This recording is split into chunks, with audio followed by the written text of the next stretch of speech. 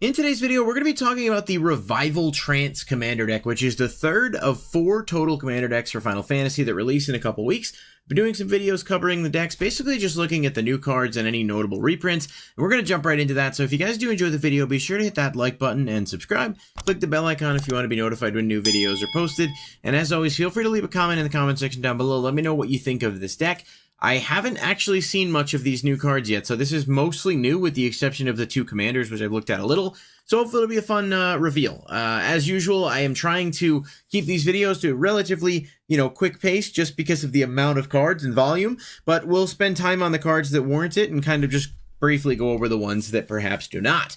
Now, the face commander is Terra, Herald of Hope. This is red, white, black, legendary creature, human, wizard, warrior, with trance. It says at the beginning of combat on your turn, mill 2 cards. Terra gains flying until end of turn. Whenever Terra deals combat damage to a player, you may pay 2. When you do, return target creature card with power 3 or less from your graveyard to the battlefield tapped. Seems kind of interesting. Obviously, being able to mill and then give her flying almost guarantees that she's going to be able to get through, unless your opponent also has something of flying or reach, which a lot of times you can kind of find ways to make that work if there's multiple people at the table. It's interesting that it's power 3 or less, so it does give you some more options, especially in terms of bringing out some higher mana value creatures that just may not be as strong. But I'm going to have to see sort of what else is in the deck and what else might work with it. But on paper, it certainly seems decent. It's tough because with that color combination, there's a lot of really good commanders. Kalia comes to mind, but Ishin also comes to mind. I mean, there's so many that do a lot. And so it's going to be competing in a tough space. But I think it's definitely got some potential. So let's see the other one, which is Celeste Rune Knight. This is 1 red, white, black. Human Wizard Knight, of course a legendary creature. When it enters, discard any number of cards, then draw that many +1. Whenever 1 or more creatures you control enter, if 1 or more of them entered from a graveyard or was cast from a graveyard, put a +1/+1 counter on each creature you control. So, very different, obviously, from Terra, but not dramatically different enough where you can't make use of a lot of the same cards. Obviously, the hand fixing can be solid, and you do get an extra card, which is nice. With black and even some white stuff, you have a lot of things that can activate in grave, or you want to get out of grave, reanimate, things like that. So it's nice to have the ability to get stuff in grave quick. And then obviously in terms of casting stuff from the graveyard or bringing them out, you can start to buff up your creatures pretty quickly and efficiently, while at the same time, not necessarily being too powerful by any stretch. Of the 2, I actually think that Celeste might be more interesting to me, but I think both of them do have some potential as commanders. Now, just the deck list is here. I'm not going to go through the whole list, but you guys can kind of pause if you want. One of the few things I will notice, though, in terms of reprints, obviously Pitiless Plunderer, always a great reprint to see in a deck. And then Reanimate, always great. Like, it just continues to go back up every time it gets reprinted. So nice to see there. Rise of the Dark Realms as well is pretty good. Some of these are new, so it's hard to say. We're going to go over all the new cards here in just a minute, but I just wanted to see. I guess High Market's not a terrible reprint either. But overall, there's decent stuff in here in terms of reprints, but a couple of, I think, good value cards that will do well. And we've also got, Talisman reprints are always nice to see just in general.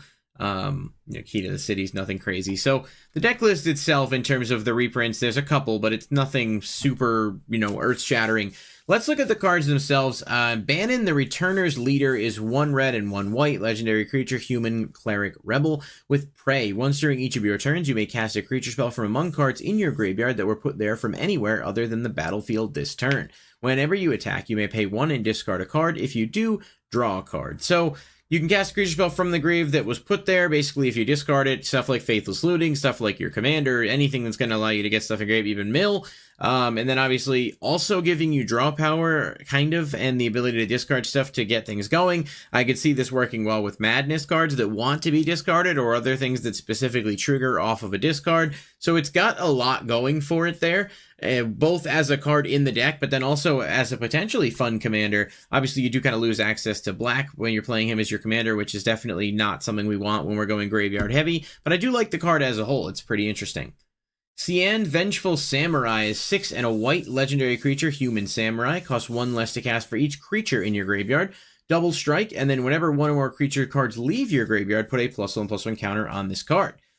Not terrible. Obviously, if you can fill the graveyard up pretty quickly, it's easy enough to bring it out.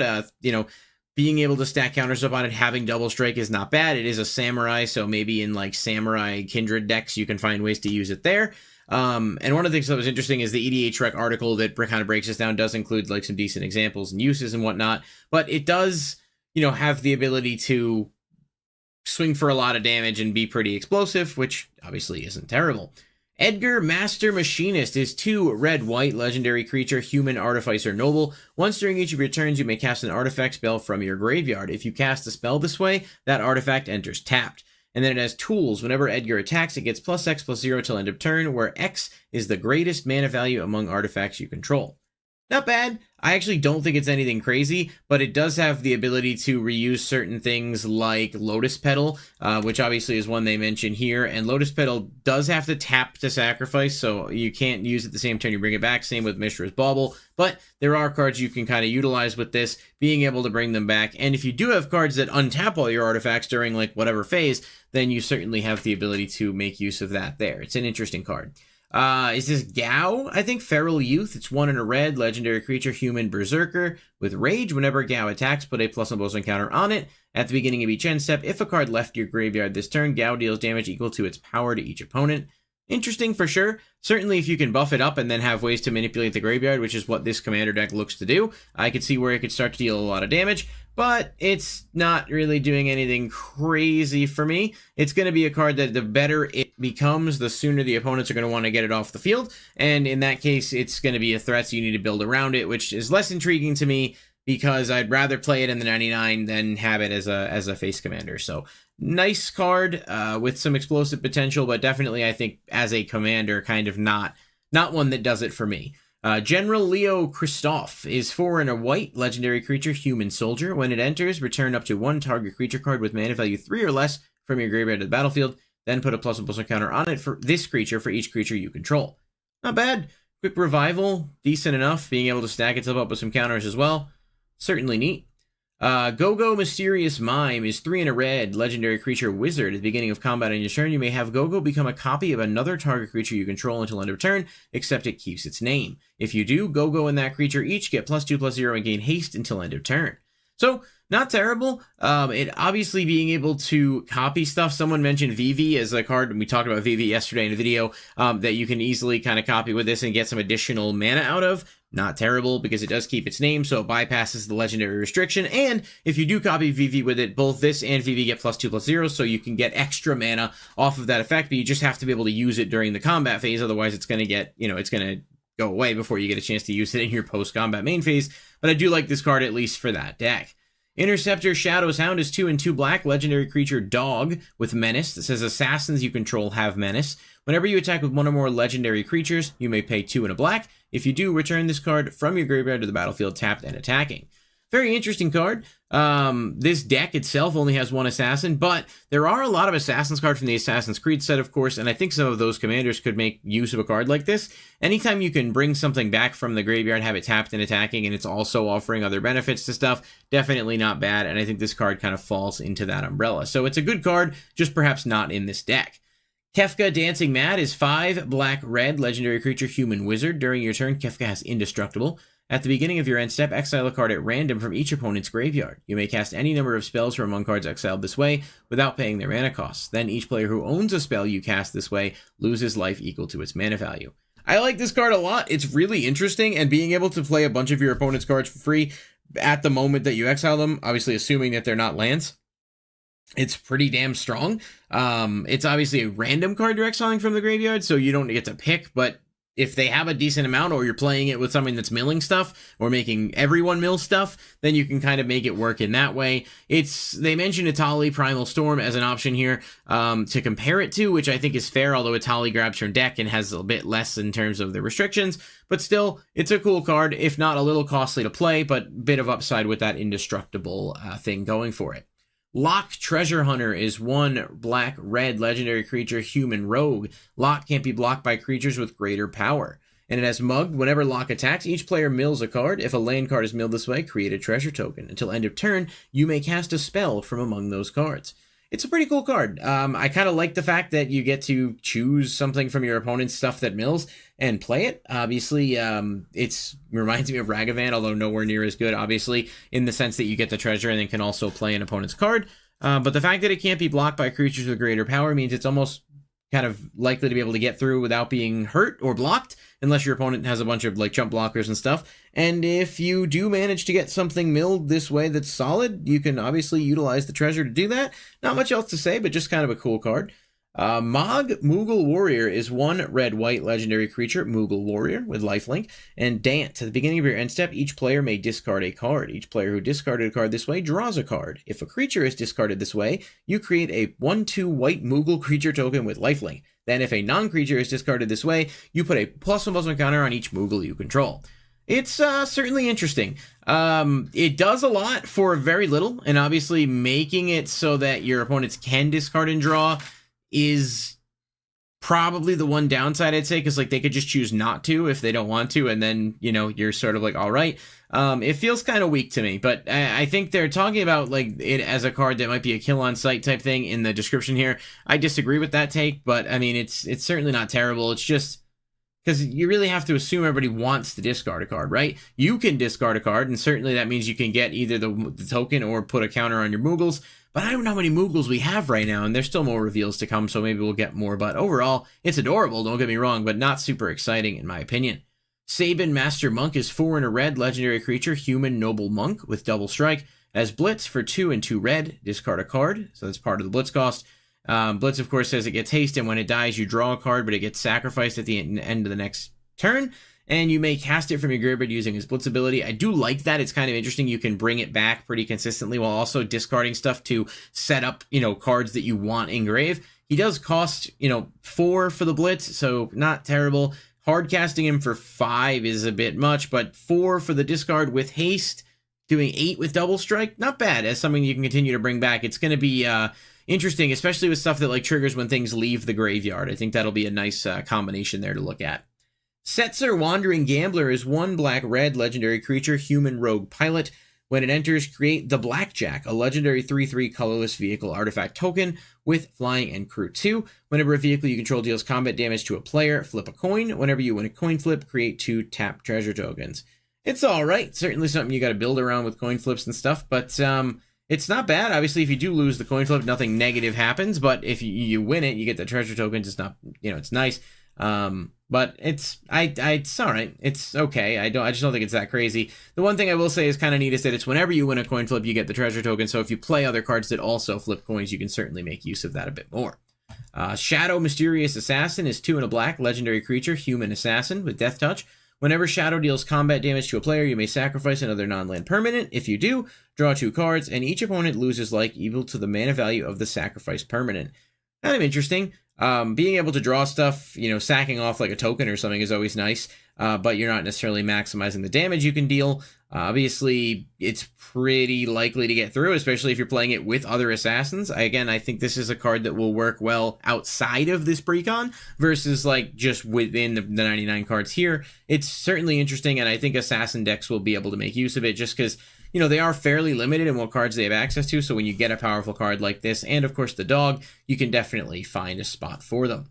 Siegfried, Famed Swordsman, is 3 and a red, 3 and a black, I can't read today. Legendary creature, human warrior rogue with menace. Whenever it enters, mill 3 cards, then put X plus and counters on Siegfried, where X is twice the number of creature cards in your graveyard. This is pretty good. Anything that wants to mill, decks like Myco Tyrant, Necro Bloom. I've been playing around with the new Winter from Duskmourn. Anything that wants to mill and fill up the graveyard is pretty solid. You can do this pretty easily, and as long as you have a couple creatures in grave, it's getting a good, you know, number of power coming out for 4 mana with menace. I like it. Anytime we can get some additional mill is solid in my opinion. Strago and Realm is 2 and a red, legendary creature, human wizard with sketch and lore. You pay 2 and a red and tap it. Target opponent exiles cards from the top of their library until they exile an instant, sorcery, or creature. You may cast it without paying its mana cost. If you cast a creature spell this way, it gains haste, and at the beginning of the end step, sacrifice this creature. Activate only as a sorcery. It's okay. Depending on the opponents that you're playing against, though, it's, you know, going to depend on what is actually good. If there's, you know, a lot of powerful cards in there you can get out. But because it's sorcery speed, it's super restrictive, I think. So while it seems fun on paper, I just don't think it's all that great. Summon Esper Valigermanda. I don't know how you'd pronounce that. 3 and a red.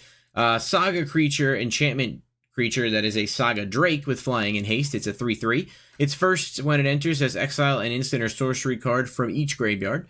And then for the next 3, it says add red for each lore counter on this. You may cast an instant or sorcery exile with this saga, and mana of any type can be spent to cast that spell. It's certainly interesting. I like the summons, and it definitely is not bad just for the extra mana that it can add, especially when red has trouble generating extra mana outside of playing on curve. So it's not a bad card. The Warring Triad is one that I think is really interesting. It's 3 mana legendary artifact creature god with flying, trample, and haste. As long as there are fewer than 8 cards in your graveyard, the Warring Triad isn't a creature, and you can tap it to mill a card. Target player adds 1 mana of any color. This is just a really, really strong card if you have a deck that can make use of it. Anything that can fill the graveyard up pretty quickly, especially because it does not care about permanents, it just wants 8 cards in the grave. So a 3 mana 5/5 with flying, trample, and haste that can also mill and allow any player to add mana. It is very good, and it's just a solid card. I think it has a lot going for it, and the fact that you can use it as a utility piece that, especially early on in the game, is just going to be a mana rock that mills is just a solid card. I think it's going to be one that people will find places to play. Umaro Raging Yeti is 5 and a red, legendary creature, Yeti Berserker with trample. Beginning of combat on your turn, choose 1 at random. Other creatures you control get +3/+0 and gain trample until end of turn. Discard your hand, then draw 4 cards, or Umaro deals 5 damage to any target.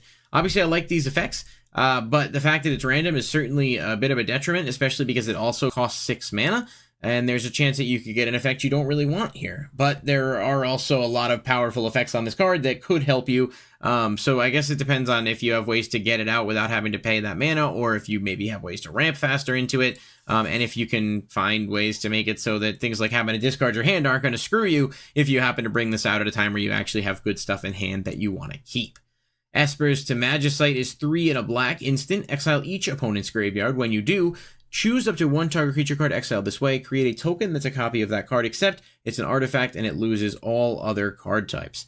This is really good. It's an instant that can get rid of everyone's graveyards. That alone is pretty solid. But the fact that you can then take a creature and put it on your board, and it doesn't lose its ability, it just loses other card types. So, like, it is, an interesting thing that you might be able to do something if it has a trigger that enters the battlefield. It's not going to be able to attack, I believe, because it's not a creature anymore. I could be wrong on that, but I'm pretty sure that that's the way it's going to work. But it's definitely an interesting card, and people are obviously going to find ways to use it. I think that graveyard effect is strong, but it's, got a lot of different things working for it, depending on whether or not you're able to get the, abilities or bypass the restrictions in order to attack. Laughing Mad is 2 and a red instant. As an additional cost to cast a spell, discard a card. You draw 2. And then for Flashback, 3 and a red, you can cast it from your graveyard. Not bad. It's decent in general because it is an instant, so you can obviously make use of that a little bit better. There are plenty of red cards that do things like this, but having Flashback does give you some extra utility with it a little bit later. And so there's that, and red will take draw power where they can get it, I imagine. Rejoin the Fight is 5 and a black sorcery, mill 3 cards, then starting with the next opponent in turn order, each opponent chooses a creature card in your graveyard that hasn't been chosen. Return each card chosen this way onto the battlefield under your control. So if you have a lot of powerful creatures in the graveyard, your opponent's going to have no choice but to give you some stuff. I can certainly see this being solid. Obviously, the downside is if you don't have a lot, or if you have some bad ones, your opponents can just pick the ones that don't do anything for you and give you those. So it's certainly interesting. They do mention Rise of the Dark Realms in here, how that costs only a few more mana and is a lot stronger. It's cool, but it's not doing anything for me here crazily. We've got Snort, which is 3 and a red, sorcery. Each player may discard their hand and draw 5 cards. Then Snort deals 5 damage to each opponent who discarded their hand this way. This is a really solid card because it is an option for red to be able to actually get some plus draw. They do mention here how, cards like Wheel of Fortune is really good because it doesn't give the opponents the options. Obviously, any player can choose not to discard, but you can also choose to discard, and if you only have like 1 card in hand, you can get a lot more. And then if your opponents do elect to also do this, then great, you can ping them out a bit as well, and maybe if they have more than 7 cards in hand or more than 5 cards in hand, whatever, you can leave them at some kind of a negative. Obviously, they're not going to make the choice, but if it's not going to, if it's going to hurt them, they're not going to do it, but it's ultimately not going to make a huge difference when it comes to this card's best ability, in my opinion, being a way to replenish your hand in red if you don't have other ways to do it. So that's pretty good. Coin of Fate is 1 and a white artifact. When it enters, surveil 1, and then you can pay 3 and a white and tap it. Exile 2 creature cards from your graveyard. Sacrifice this artifact. An opponent chooses one of the exile cards. You put that card on the bottom of your library and return the other to the battlefield tapped. Then you become the monarch. Okay. Not bad. It's decent enough, I suppose. Becoming the Monarch is cool and all, but like your opponent's going to pick which one comes out, and it does come out tapped. So there is some downside there, but again, it's low enough cost that it could be worth looking at, especially for Surveil. And obviously, if you're playing a deck that wants you to be the Monarch or cares if you're the Monarch, there are ways you can make that work to your advantage.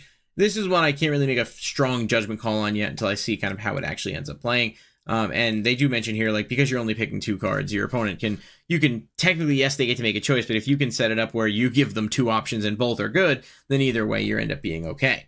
And finally, the Falcon Airship Restored is 2 and a black legendary artifact vehicle with flying. Whenever the Falcon deals combat damage to a player, you may sacrifice it. When you do, return a target creature card from your graveyard to the battlefield. Then you can play 4 and a black to return this card from your graveyard to the battlefield as crew 2.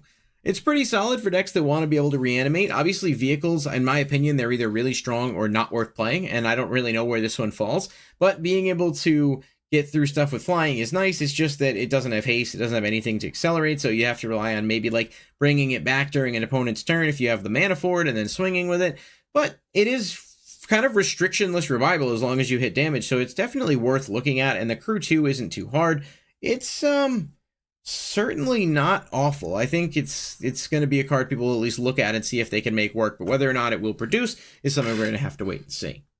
That's pretty much it for the new cards in this deck. I know I went through it pretty quickly. We still ended up with a pretty lengthy video. I do think that this is a really interesting deck because I like Revival Reanimator-based strategies in general. I typically prefer to play like Golgari, but it's nice that they're taking a different approach with this color combination. And there are some cards in here that I think are powerful, even if I think so far it's the least appealing of the 3 commander decks that we've looked at. But I'm going to send it to you guys. Let me know what you think in the comment section down below. If you enjoy this, if it's, what new cards you think are good, what new cards you think are bad, etc. Am I underrating something? I always like to try to interact with people wherever I can with the comment section, so anytime you take to do that is appreciated. Otherwise, though, I'll catch you guys in the next video.